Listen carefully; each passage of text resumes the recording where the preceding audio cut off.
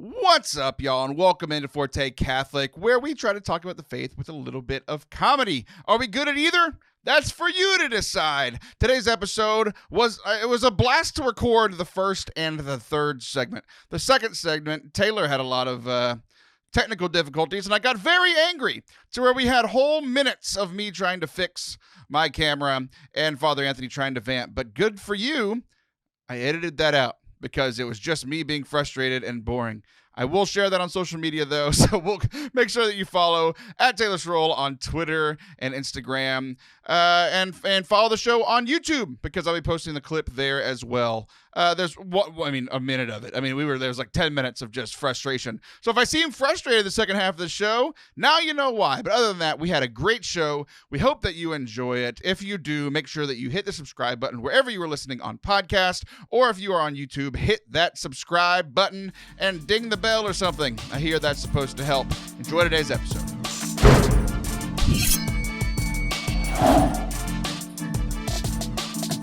What's up?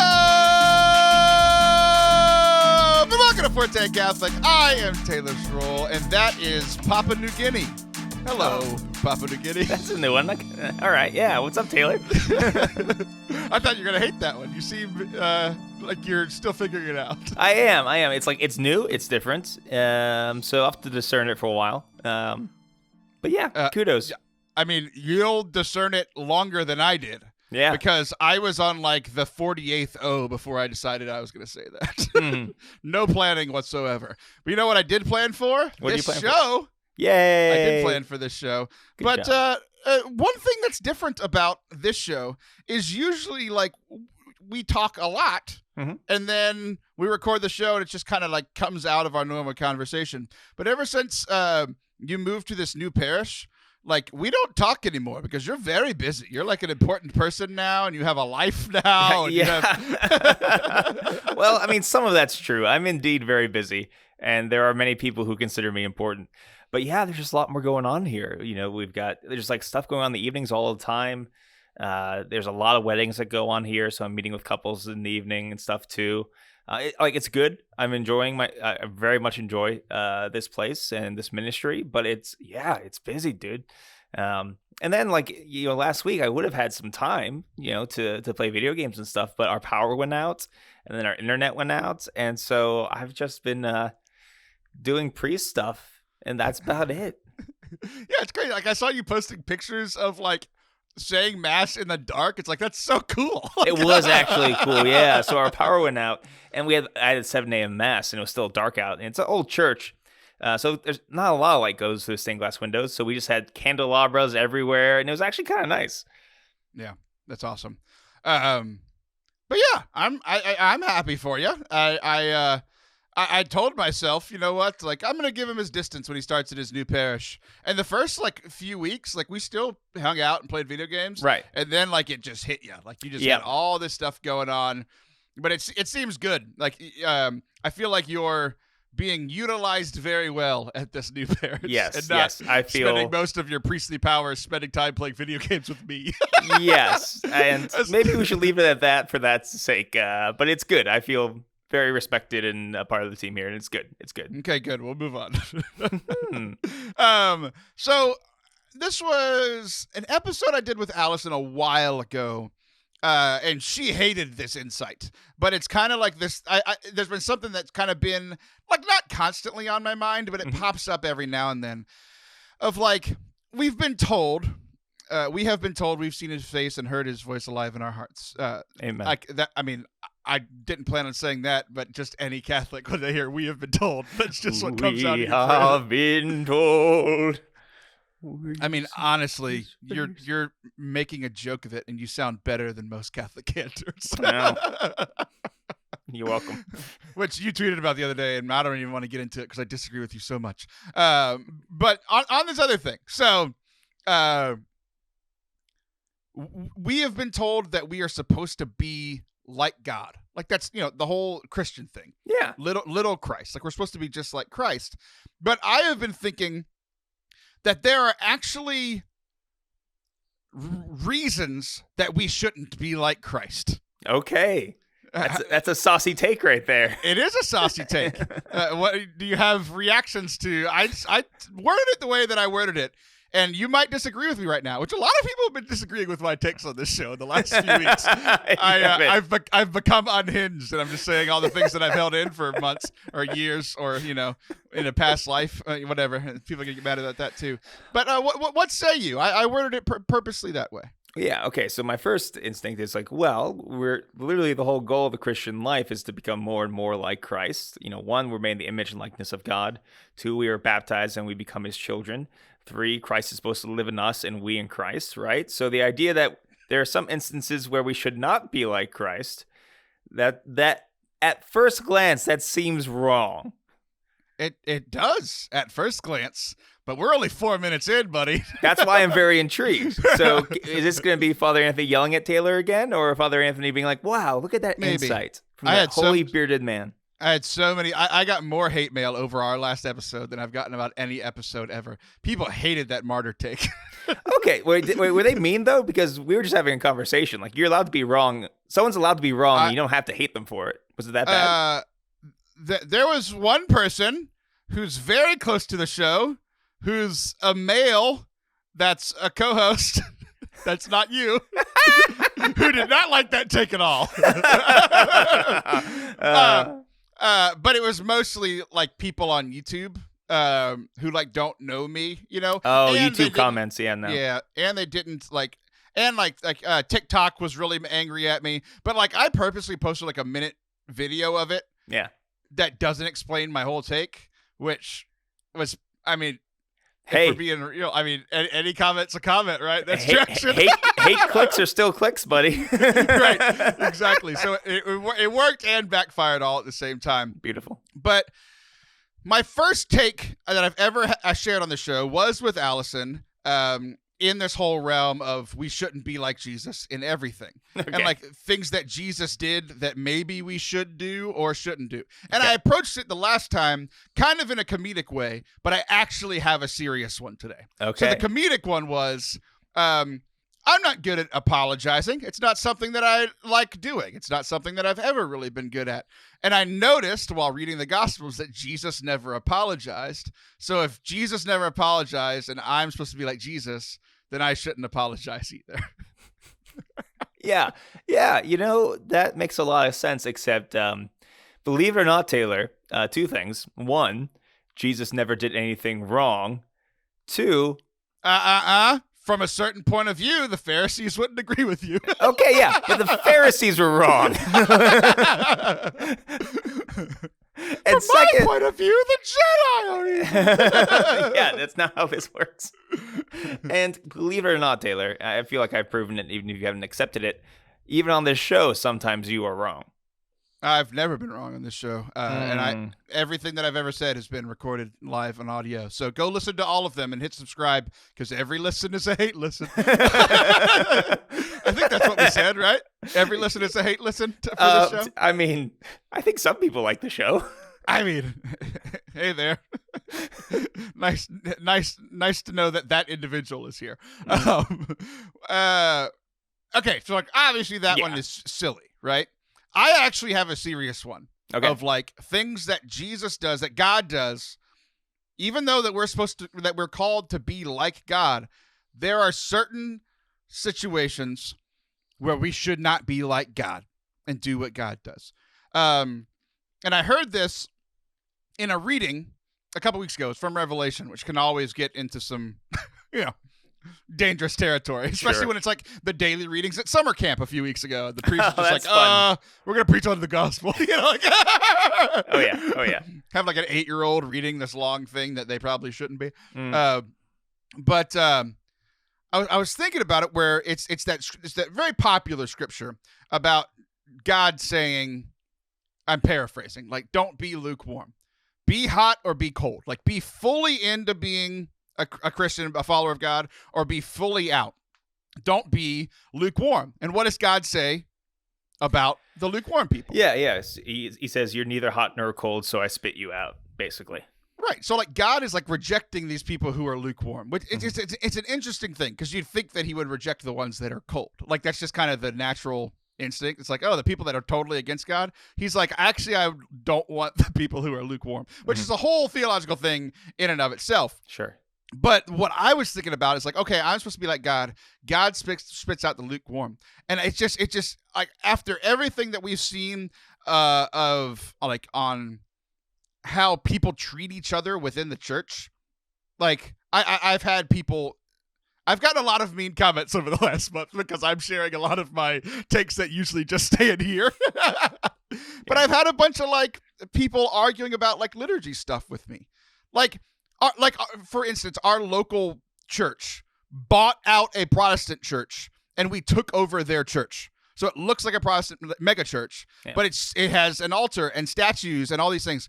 And I got to like help out with a Matt Maher concert and mass and all these things. And it's this cool moment. And somebody like was like, "Oh, look at that modernist church," or whatever, and, like being rude about the church. I'm like, we took over from the Baptists. Like, we won. Like, what more do you want from me? You know? It's just crazy. But so many church people want to spit out each other, right? So just because God can spit out the lukewarm, that doesn't give you, me, any Catholic, any Christian permission to spit out lukewarm people. It pisses me off, for being honest. No, I think you actually have a good point here because, and another thing a lot of like Catholics like to quote is something from Benedict, where he made this prediction that the church would get a lot smaller, but a lot more devout, basically. Yeah, that's not the goal. Exactly. And that's the whole thing. Like, he was making a prediction. He said, this isn't ideal. Like, it's actually good to have a lot of lukewarm people in church because they're still in church. You know, it's easier to bring people to Jesus if they're going to church, right? It's not the idea like we should kick everyone out, so I just have my crazy friends is who I like. Like, yeah, I wouldn't be let in. Yeah. And that's never been the Christian thing. Like, we want all people to come into the church, right? We struggle with different things. So it's good to actually have lukewarm people in the church because that's closer to Jesus, easier to bring them to. Okay.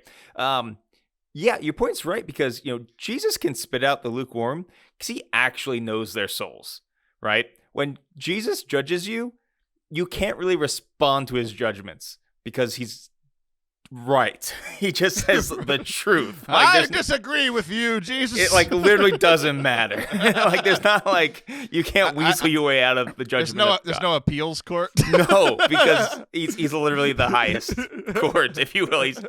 He's God. Sorry, And so yes, like that's. I want to speak to your dad. Yeah, so they're co-equal. So I'm sorry, it just doesn't work. So yeah, we have to. It's not our job to judge people's souls. Now we can judge people's actions. When people are doing things that are wrong, we should point that out and try to call them back lovingly to the truth. That's part of our moral and Christian duty to do that. But just because there are lukewarm Catholics doesn't mean we are somehow allowed to hate them or allowed to drive them further away from the church. That's what often happens. Like, I'm not saying that you're like, oh, you're okay, I'm okay, everyone's okay, let's not worry about it. I'm not saying that at all because that's also wrong. But the idea that, like, you would be mean to a lukewarm Catholic, why would you do that? How is it helping anybody? Like, you're just damning yourself and driving this other person away from the church because you're being a jerk and being sinful in the way you're presenting the gospel. So, yeah, I think that's a good point. We should not spit out the lukewarm because we are not Jesus. I didn't even think of this until you started talking. So, I mean, even with your tiny brain, you can get me thinking. Okay. I've missed you. Have you noticed? We haven't talked in a while, so I just have to get it all out now. That's very sweet. Thank you. What a strange friendship. I think more of all the Catholics that have left the church, and a lot of times the type of Catholic that I'm thinking about that does like enjoy spitting out the lukewarm. Yeah. I think the people like that, unwelcoming Catholics, people who want to spit out the lukewarm are the biggest reason that people leave the Catholic Church. I don't think it's like beliefs or I'm even thinking like other things that I know are big things. Like, especially like I've worked in youth ministry for so long. So like reasons that kids are leaving, they don't agree with the church's teaching on on gay marriage, or they don't agree with the church's teaching on abortion or whatever. I think it's less about the teaching and more about how people handle it, right? Like people in the church saying, just coming out and being like, I've heard this. Gay people go to hell and you shouldn't be friends with them. Like I've heard stuff like that. And it's like, it's not the church's teaching that's the reason those kids left. It's that person, right? Yeah. It's how it was approached. And it's the more that we're thinking about it, and even like now, like because it's one of these things that I've thought about a lot, but I've never talked about out loud. Like I think it might be one of the things that enrages me the most because it leads so many people to leave the church. Yeah, this thing I've preached on a lot lately. This whole idea that like, well, I'm telling them the hard truth, right? Because this is a very cultural. Yeah. But thing is, like, if you don't tell the truth with love, then you're actually not speaking the truth. You're doing damage to the truth, because everything that is true is also good. So if you take like, let's do a stupid example. So, and one that I don't necessarily agree on, but we'll just use it. Salad is good for you. Okay. Let's say that salad is good for you as a truth. Now it's like, Taylor, you should be eating salad. I can't believe that you are not eating salad. You are a horrible person. Get out of here because you're not eating salad. You can't believe that I don't eat salad? This is why I say it's a silly example. Also, I don't eat salad anyway, but let's roll with it for a second. Not only have I just been like mean to you for no reason, I've also like, even if you had a chance of liking salad, you're always going to hate salad now, because it's going to be forever intertwined with this jerk. And the same thing goes with the gospel. Like if you present this true thing in a horrible way, you've turned them off the truth. Like it's really bad, and you can't be doing that sort of stuff. And yet to present the truth in an unloving way is not to present the truth at all. Yeah, man. I again, just you talking, these images pop into my head, like where like Satan, one of the words for Satan is the accuser, right? Mm-hmm. Like now he can twist truths and those sort of things, but like an accuser in court can't just like outright lie, right? They can bend the truth a little bit, but they can't outright lie, because then they'd be disbarred and thrown out and all these sorts of things, right? But like, the accuser, Satan, can look at you and say, you are a sinner. You did this list of terrible things, and list off A, B, C, D, E, F. And then Jesus, your defense attorney, can say, yes, you did do those things. One is telling the truth. Right? Like Satan's still telling the truth. You did those things and you know it. Yeah. But it's such a different experience when God is saying, like, I know you did these things, and I literally said to my son, Jesus came to fix that for you, like to be your defense, right? Yeah. And like it's the same truth, just presented two very different ways. One loving, merciful, and the other unloving and damning. Exactly. And this is like, because the Lord, if you pray, the Lord will call you out on your bad stuff. But when the Lord does it, this is how you know it's from the voice of the Lord. Is that what BS stands for? Your bad stuff. Yeah. This is a bunch of bad stuff. Obviously. I like that you avoided saying BS and still said BS. Yeah. Anywho. So, when the Lord calls you out on that, it's not something that makes us despondent. There might be a sorrow in there, but there's not a sorrow that like brings us into a depression. It's a kind of sorrow like I'm sorry for my sins because I know how much God loves me. It actually encourages us to change our lives. That's how you know a voice is coming from God. If it's the voice of the accuser, and sometimes we are our own accuser, right? We beat ourselves up more even than Satan could sometimes.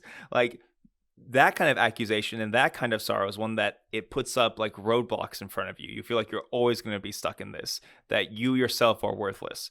Those kind of voices never come from God. So even the way that God calls us out isn't one that like destroys it. It actually lifts us up. Yeah. So we're gonna close with this. So as you guys have heard of this, yes, we've joked, but I think there's something really real here. I know it's been like really real for me as I've been thinking out of the last few weeks, but it's like we know that God.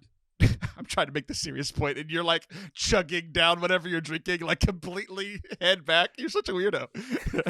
It was almost empty. I had to get the rest of it. You're so strange.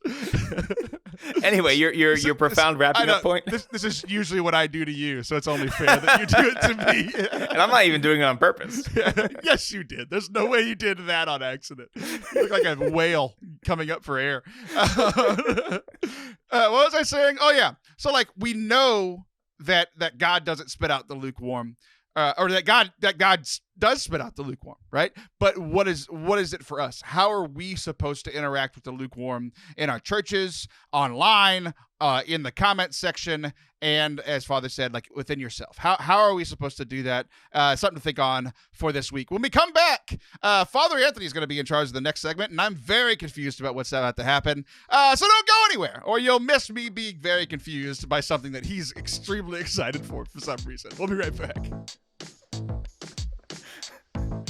We've got some new information on some trips with our friends over at Select International Tours. They are one of the most well-established and well-respected pilgrimage organizations here in the States. They run pilgrimages all over the world. I've told you about them before, but they've got a few new trips that they are planning for next year if you would like to join. The first one is a trip to the Holy Land with Deacon Harold Burke-Sivers. If you've listened to the show for a long time, you know that I got started in radio by editing one of the good deacon's talks.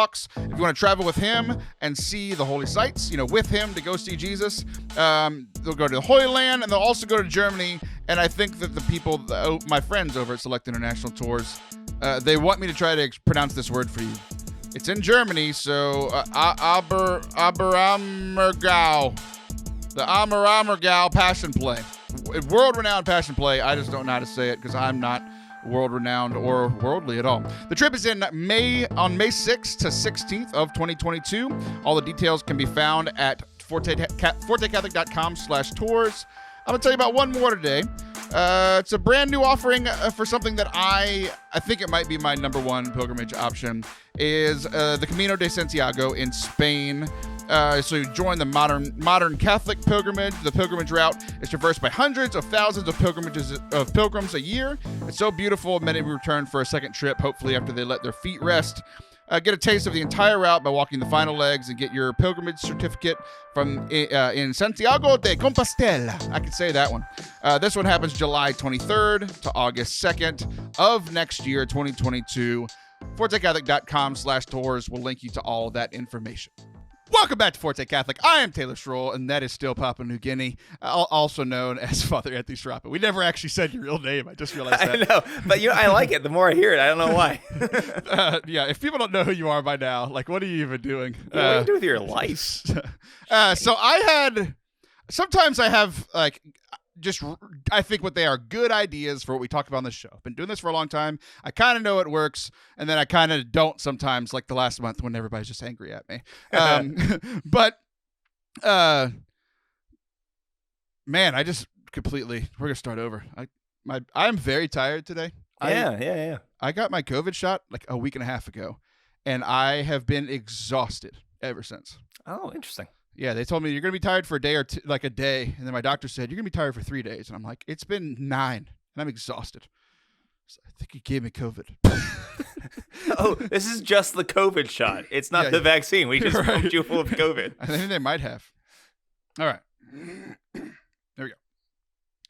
Welcome back to Forte Catholic. I'm Taylor Schroll, and that is still Papua New Guinea. Yes, that's my new name forever. Otherwise known as Father Anthony Sciarappa, which I just realized we didn't even point out in the whole last segment. But, people know who you are. Yeah. But, like, usually I have good ideas for what we're going to talk about on the show. And, like, you're one of the people that, like, usually don't want to know. Like, you don't want to, like, you're busy. You don't want to talk. Like, just, you're really good at just rolling with whatever I want to talk about.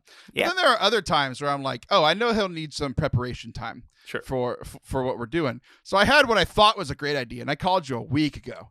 And you were like, yeah, sure, it sounds like a great idea. And 4 minutes later, you texted me and said, actually, we're not doing that. Yes. So I wanted to... I just had this idea that, like, nobody's ever at their own funeral. Like, So, like, the funeral homily, nobody ever hears theirs. You might hear for other people. And I was like, can you do one for us? And you told me no, because... I don't know. You think I have more listeners than I do? I'm very confused. Yeah, here's the thing. Like, 'cause, I've got a funeral homily. I've got like 3 different versions of a funeral homily. And I mix and match and stuff. But the thing is, like, my first thought was like, oh, this will be fun. We'll make fun of my homily and talk about it, and it'll be good. But the second thought was like, what if there's a chance? There's a not 0% chance that someone listens to that. We kind of have fun with the homily, and then I do the funeral for their loved one, and all of a sudden they're hearing the same words. And I was like, I just can't take that risk because it would just be terrible. It would be terrible. It's one of those things it's a low where risk. It's a low risk, but I couldn't do it. I like, and I respect that. Like, if you don't want to talk about something, like, sure, we won't do it. Yeah. But like, you and John, both in the last week, told me no to something that, like, both of you think that I just have way more power than I actually do. Like, the chances of what you're saying happening are so low. And John was like, you can't say that. You have, like, people listen to you. I'm like, no, they don't. Like I have, what you guys don't understand is everybody on this show has way more clout than me, and I just don't have any. So y'all are all like, oh, I couldn't say that because people listen to what I have to say and care and change their lives because of it. No one does that with me. So we're going to, apparently, instead of doing what I wanted to do, what we both thought was a great idea at one point, you wanted to do a different sacrament, which is confusing. Yeah, it's not a sacrament at all. Okay, so every Thursday I have a meeting with the rest of the priests, and we talk about what we're doing. My pastor, great guy, he likes making things as Catholic as possible. He's like, for our parish festival, he wanted to make sure that we had Vespers one night, that we had a candlelight procession. We said all the fun stuff, the food booths, all that stuff, but he wants to make sure things are Catholic. And so he was looking over... So you had to add some boring things to make it fully Yeah, Catholic. exactly. But hey, let's give it a try. So he was looking over a little packet that we have, a little pamphlet for a blessing of an engaged couple. Because sometimes Catholic couples, they get engaged, they think to themselves, hey, it'd be good to have a special blessing. And so there's this little thing from the Book of Blessings. And he was looking over it, and he's like, I just don't like it. I don't like it. So I'll read a little bit to you and see what you think of it. It seems pretty typically Catholic. And then I'll tell you what I found to potentially replace it. Ready? Okay. I think I'm tracking. Yeah. So this is just a blessing for engaged couples. Starts off in Father, Son, Holy Spirit. And this is the opening prayer. We know that all of us need God's blessings at all times. But at the time of their engagement to be married, they need it in particular. Catholics are... That's not the time they need it. It's much later. Yeah, Catholics are in particular need of grace as they prepare themselves to form a new family. Let us pray then for God's blessing to come upon these couples our brothers and sisters, that they await the day of their wedding, they will grow in mutual respect and in love for one another, that their companionship and prayer together, they will prepare themselves rightly and chastely for marriage. So that's the prayer. Then you've got readings, gospels. But what do you think of that prayer? It sounds like every other prayer in church. Like exactly. I don't get why you said your pastor isn't a fan of this. He just doesn't think it's Catholic enough. I've met your pastor. He's a great guy, and I'm really happy for all the things. Yeah, he's not a crazy person. I think we joked about me not having any clout. Like, priests are powerful within the church. Mm-hmm. I just think y'all might be going too far the other way. Do you really think I could just say this plainly as a layperson who's been in and around church and is a decent, oftentimes Catholic? No one's listening that close when they're in mass or during blessings. Nobody's listening that close at all. And see, I'm not disagreeing with you. That could be very well true. As a matter of fact, for that, little rite, you don't even have to be a priest to do that rite in the Book of Blessings. You can be an average layperson. So it goes like that. There's intercessions, reading the gospel, blah, blah, blah. Probably takes like 10 minutes. But then I found on the internet the solemn rite of betrothal, which is a little different than a marriage blessing. But to do this, you have to be a priest. You come out vested, ready to go. And this is the opening prayer after you do psalms and stuff. Okay, hold on. I've been married almost a decade, and I don't know the difference between, is betrothal engaged or married? Betrothal is like you're officially engaged. It's not like a term we use anymore. But like you could say my betrothed, like in like Disney things, like I'm betrothed to him. That means you're gonna get married, right? Okay, so it is like more like engaged than married. I had heard it too. It's like, oh, we are betrothed now, and I'm like, I'm confused about your state in life. Are you or are you not allowed to have babies right now? That's what we want to know. Yeah. Okay, so beloved in Christ, it is the dispensation of divine providence that you are called to the holy vocation of marriage.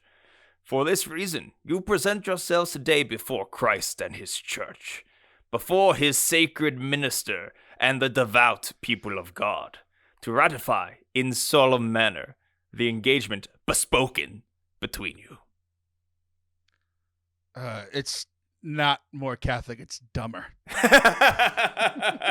Well, it's making some assumptions, right? Yeah, that I understand anything that's being said. That everyone, all your family and friends who are there for this, one, that they showed up, two, that they're devout. Who knows? I wouldn't make that assumption. We literally just did a whole segment about most people being lukewarm. I think this is the church being passive aggressive. It's like the devout people, or maybe it's being sarcastic. I don't know. No, there is something to that. There is something to like. I think it's Paul. Paul calls the worst group of Christians like something holy. Like you are the holy ones, right? So it's like if you are called something, there's a chance that you step up to that. Like when people say, "Taylor, you're a good man," I'm like, "Man, I really got to start doing good." Like. Okay, so I'm just gonna pick and choose from here. Oh, there's more? Oh, there's so much more. That's why I'm just gonna pick and choose a few points. Oh, the prayer is just like marriage. Yeah, it just keeps going on and on and on, and it's just okay until someone dies. Yeah. We are confident that you have given serious and prayerful deliberation to your pledge of wedlock. I thought she was hot. Moreover, you have sought counsel from the superiors whom God has placed over you. Did you do that? Did you? No. Did you seek counsel from the superiors? No, I assume that means parents. I mean, I asked her parents. It was a strange thing. I had to ask her parents, but like she was always with me because she didn't live in town anymore because we were like long distance. She lived in Florida, so like I had to like drive her, drop her off somewhere, and then drive back to her parents. And they were like, "What are you doing here? Where is our daughter? Did you kill her? Like we just saw you leave with her." All right. In the time that intervenes, you will prepare for the sacrament of matrimony by a period of virtuous courtship, so that when the happy and blessed day arrives for you to give yourselves irrevocably to each other, you will have laid a sound spiritual foundation for long years of godly prosperity. That was a poor choice of words. It was essentially like, "Hey, don't have sex," and then the next word was, "You will be laid," and like, that's just a bad choice of words. They could have done that better. You know what choice of words really worked for me? That first one. That first whole prayer was great. Yes. Okay, so these are so then they do a kind of like vows to each other.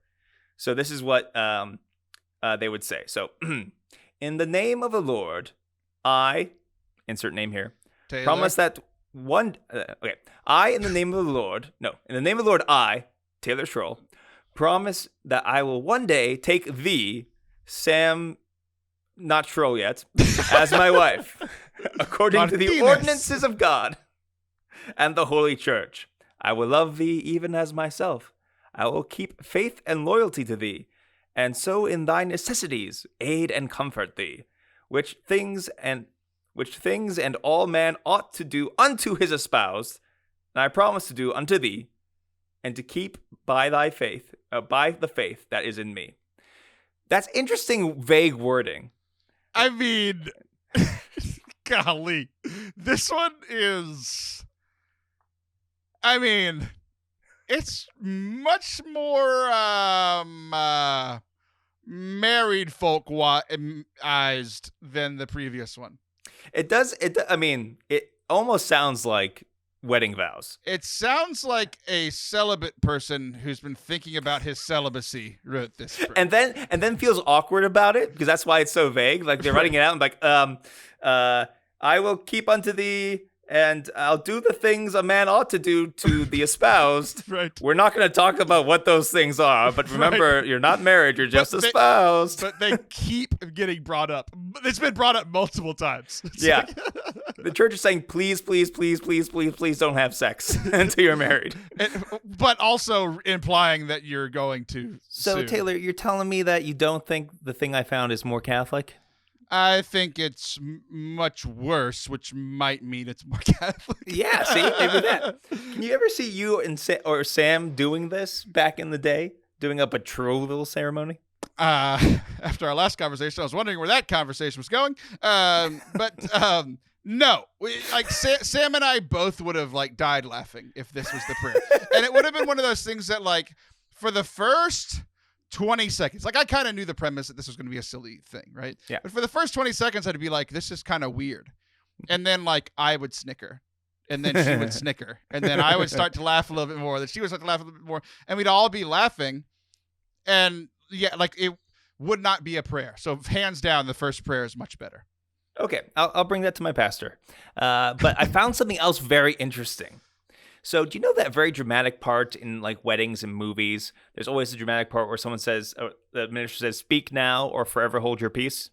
Yeah, I never understood why people had peas in church, but sure. Right. Speak now or just hold on to them. I guess if you had something to say, you should throw the peas at somebody. Squish them. Like Arthur Meme squishing his hand together. Like, yes, exactly. People think he was just making a fist. He was squishing peas. He was squishing peas. That's deep lore.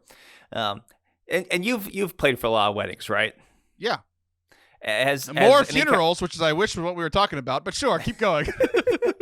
Have you ever heard that line in a Catholic ceremony? Never, ever. Right, almost everything in movies other than the kiss doesn't happen in Catholic weddings. Like there's no "Here Comes the Bride." That's disband. There's no "Forever Hold Your Peace" because I think people would have been like, I still love you, Susan. Like it's just awkward. Right. But the reason for that is that we actually kind of do that beforehand in the marriage paperwork. That we'll interview people who have known the couple and find out if they've ever been married before or something like that. But apparently back in the day, they did something different. This is called the publishing of the banns. And what they would do is there's a statement that would be published in the parishes the couple belongs to. And it would have to be in the parish bulletin or on like the parish door for like 3 weeks. It would have to be read at the end of Mass. And this is what it says. "Be it known to all present here that Taylor, son of Taylor's dad, of the parish of Taylor's parish, and Sam, daughter of Sam's dad, of the parish of Sam's parish, intend to be united in holy matrimony. Wherefore, we hereby admonish each and all that if any one of you has knowledge of an impediment existing which would prevent their marrying, whether it be an impediment of blood relationship, relationship through marriage, spiritual relationship, or any other kind, you are bound to make it known to the pastor or the bishop as soon as possible." You heard it here first, folks. Marriage isn't a spiritual union. If Taylor and Sam have a spiritual relationship, they cannot be married. You got to tell the bishop right away. It's like, wait a second. These people are spiritually related. They're both baptized. Therefore, they're both children of God, and that's wrong to marry children of the same parent. No. And you know what? If I sent that letter, it would be the smartest letter the bishop received as a complaint in the diocese. So what that means is you can't marry your goddaughter or godson in the church. Really? Yeah. That's really weird. Like, I mean, like, I know that, like, in most circumstances, there's, like, at least 20 year, like, usually you're not a godfather until, well, I mean, like, even then, so, like, my goddaughter is 10 years younger than me, 12 years younger than me. Like, that's weird to me that's a ban. I didn't know that. It's not like you're actually related. Like, I think also, and no canon lawyers listen to this, so I'm just going to say whatever, that like you just wanted to tell me that JD doesn't listen. That's all you wanted to say. So, like if a priest baptized somebody and then like stopped being a priest, he still could not marry that person. I think that's a wholly different thing. Like priests leaving the priesthood makes sense. But like, what if I had stayed single my whole life and sometimes you can be the godparent of I was at the baptism of one of my friends. It was a guy, but let's just say it was a girl who was my age, right? Yeah. Let's what if I was her godfather, yet she's 8 months older than me, and then we fall in love? Like, how is that not okay? I'm pretty sure you need like a dispensation. Like, I still think you can do it. Like, all I did was put my hand on her shoulder. Like, it's not a big deal. Well, if you remember the previous words, the church is very nervous about these relationships. Yeah. So it's something like that. I might be wrong, but who cares? I hope you're wrong. But yeah, but the idea is like literally the thing that corrupts parishes the most, not the most, but one of the more common ones is gossip. And this is the church turning gossip into a weapon to see whether or not the marriage can go forward. It's like, oh no, they're actually cousins. You can't marry them. Everyone knows this. Oh no, this old church lady knows that this person has an affair with someone else. Like, actually using the gossip of the parish to see if these people can get married, which I find fascinating. Oh, there was enough gossip around our wedding, that's for sure. And like, honestly, if there was anything like gonna be an impediment, that people would be like, Taylor is the impediment. Oh, because of his relationship with another woman? No, like, he's just a rock. He's actually impeding anyone from getting anywhere. He stands in doorways all the time and no one can get past him. He takes too long in the drive-through and the line backs up. He's just an impediment anywhere he goes. Oh, how dare you, sir? I never take any time in the drive-through. I know exactly what I want. I'm not surprised. So yeah, I just very much like, now apparently some parishes still do a version of this. Like, some parishes will publish in their bulletin that this person's going to get married. But like, how devastating would it be if for like 3 weeks this was made a big deal in your parish and then you call off the wedding? And that means like everybody knows. It would just be very awkward, which is why I assume they stopped doing this. I don't know. I mean, I think it's a reason. It's probably the 87th reason. I think it's just they stopped doing it because it was stupid. Well, here the thing is, like, unless there's like some sort of weird circumstance, usually I just ask the couple, "Are you related?" And they laugh and say no, but they could be lying to me. But if we publish this in a bulletin, like if I'm a new priest at a new place and this was published for 3 weeks, I would find out. Someone would tell me. I don't know, man. I think if you do your due diligence and two cousins want to lie enough in the Catholic Church to get married, like, they're just going to do it, man. You know what we need to do? We need to find a priest from Alabama and get him on for... Yes. This happened a lot to you. This is a question. All right. Well, tell your pastor the new one that you found is really stupid. And y'all either need to write your own. We know that you're actually really good at writing prayers back from the old one chip challenge. You're very good at writing Catholic prayers. Yeah. So definitely don't use that second one. The first one, like, you're going to read it and everybody's going to say amen and be really happy because they're caring about the couple, not what you, the priest, says. No one cares. I probably will write my own. All right. Well, let me know. Oh, man, this whole segment felt like my funeral, which is actually kind of what I was going for in the beginning. So don't go anywhere. We'll be right back. I'm excited to say that our YouTube channel has been growing. We are closing in on that 500 subscriber mark. We're working our way to that 1,000 and just about halfway there. We've gained about 30 subscribers over the last month. It is free. It's something that you can do to help us out, and you get a bunch of great content over there. Not only do you have the show, but there's talks, there's music. One of the things I haven't talked about yet that's over there on YouTube is all of my guest appearances that I do on other people's shows where, like, I'm not in charge and I just get to go relax and try to be funny and talk about faith and hopefully help people. There's a whole playlist called guest appearances on our YouTube channel, youtube.com/Forte Catholic. The most recent one, a lot of you guys should be a fan of because it's our fellow co-host, Liv Harrison.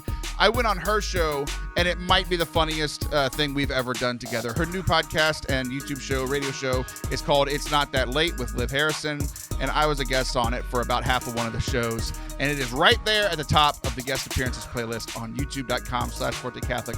Go check it out. Let us know what you think. We had so much fun making it. We hope you guys enjoy it. Welcome back to Forte Catholic. I am Taylor Schroll, and that is Father Anthony Sciarappa. You're disappointed I didn't say Papua New Guinea, aren't you? A little bit. Yeah.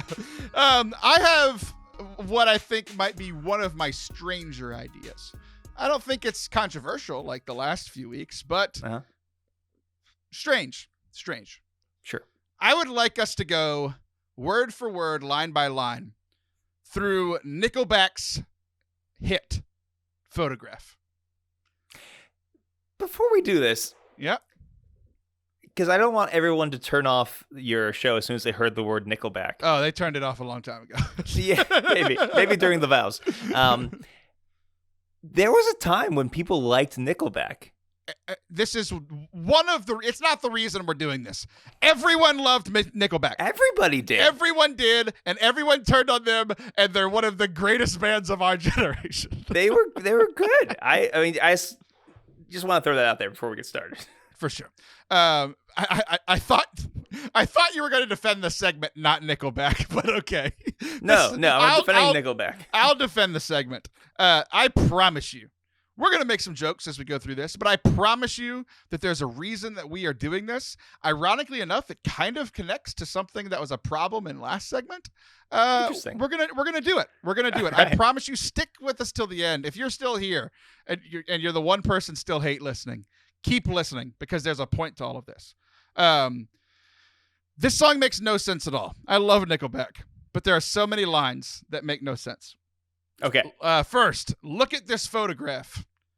This is an audio song. Okay, yeah, yes. I mean, sure, there's a music video, but you know the first time I saw the music video? 5 years ago when it became a meme. I never saw the music video, but I've heard this song 1,862 times on the radio. Yes. Look at this photograph. Good.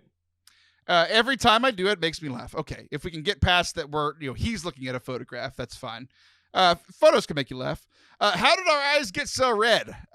Drug problem immediately.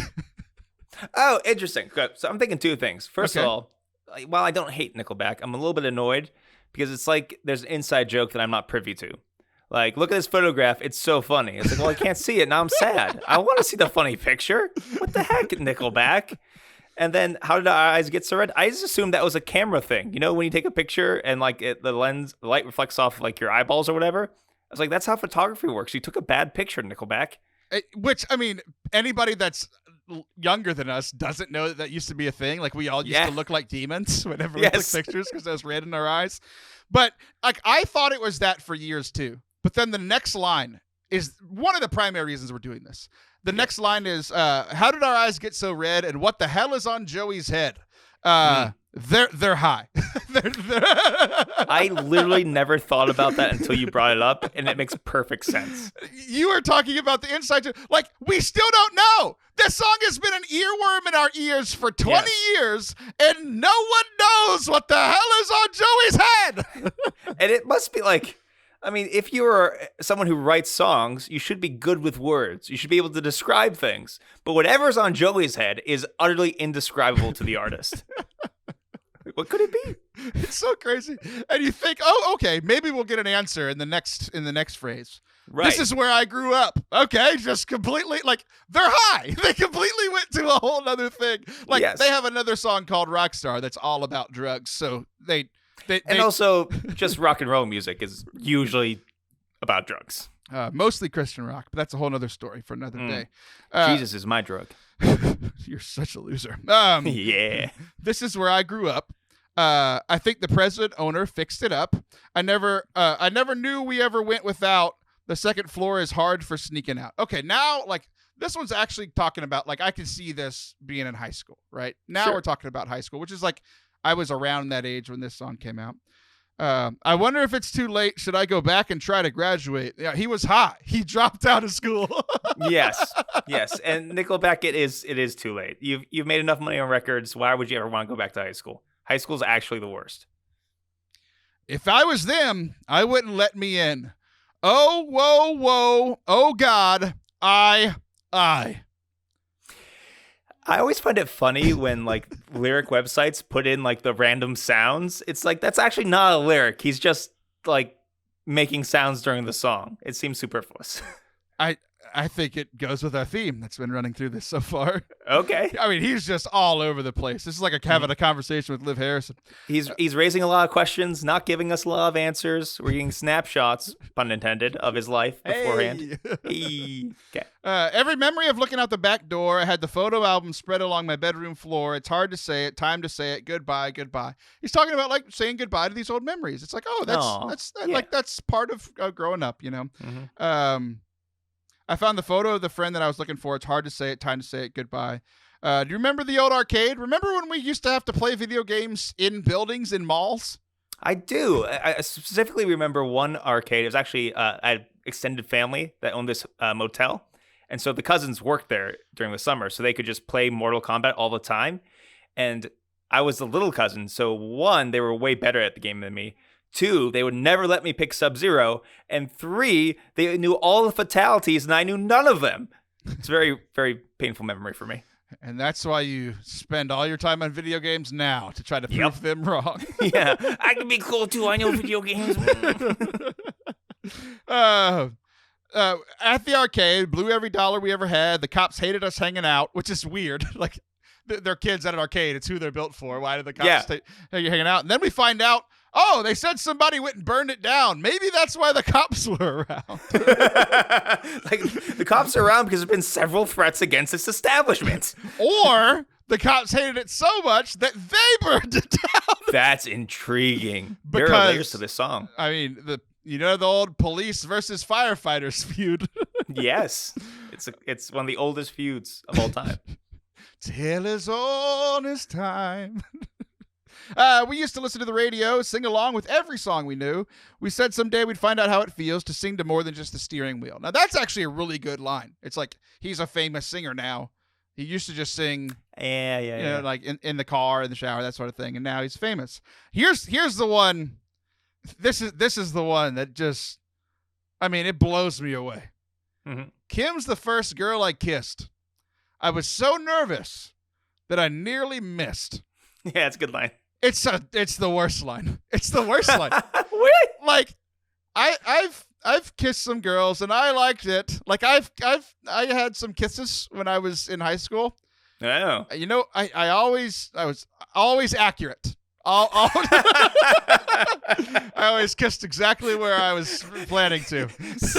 The girls could say what they want, but I always hit the mark. Yeah. I might not have been good, but I was accurate. I've never understood how you can miss. You go in for the Just first kiss, a little peck on the lips, and you're just like, well, that's her forehead. You know, like.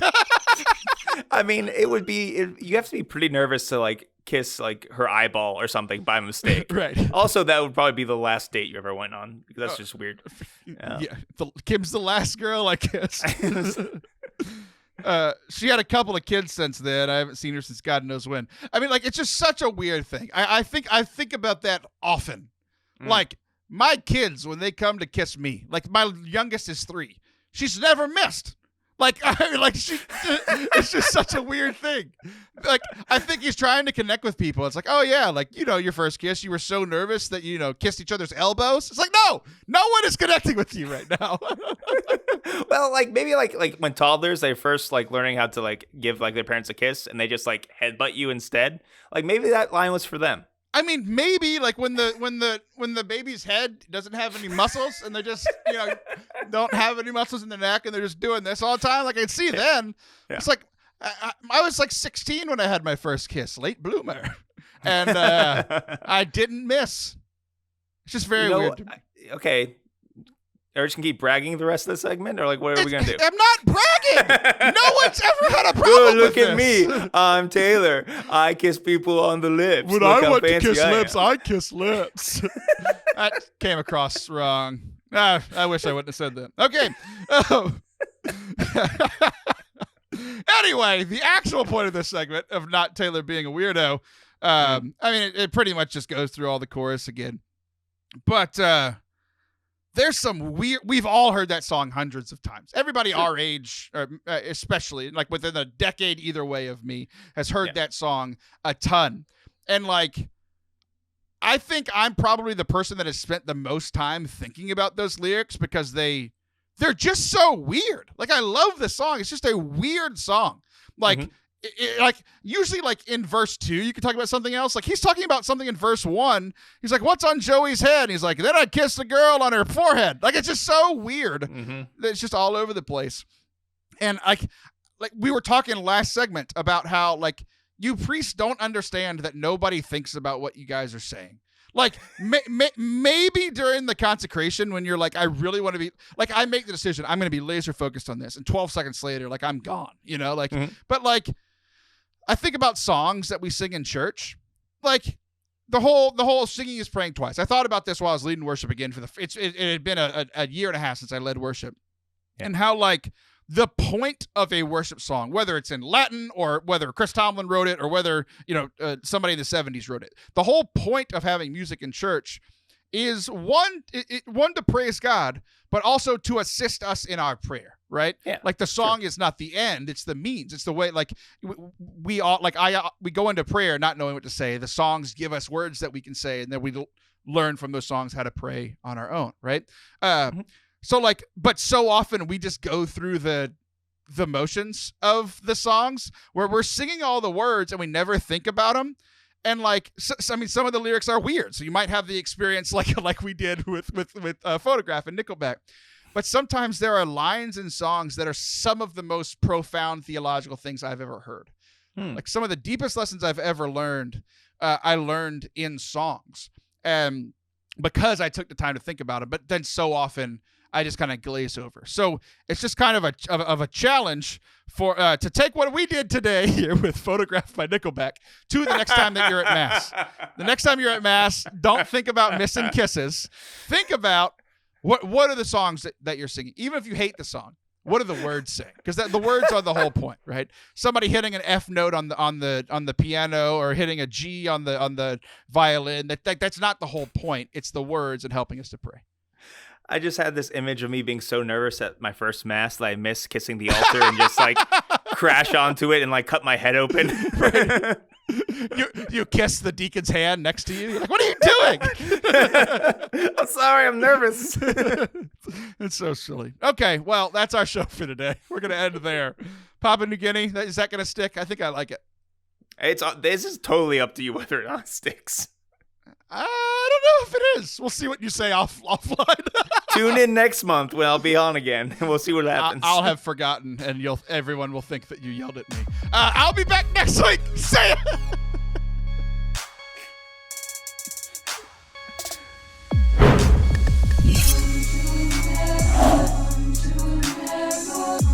Thanks so much for watching and listening to this today. If you enjoyed it, a couple of things. Number one, if you haven't hit the subscribe button yet, and I've said it 3 times already, what are you doing? Hit subscribe wherever you listen to podcasts. Hit subscribe on YouTube. That really, other than listening and watching and enjoying it, that's the number one thing that you can do for us. The second best thing that you can do if you made it all the way through this to this part of the podcast, you either fell asleep or you really enjoyed it. If you're on YouTube, leave a comment of your favorite part or a question that you want us to tackle in a upcoming episode. If you're listening on podcast, leave a review, 5 stars, say one good sentence. It'll take 30 seconds and really make a big difference for us. Thank you guys so much, and I'll see you next week.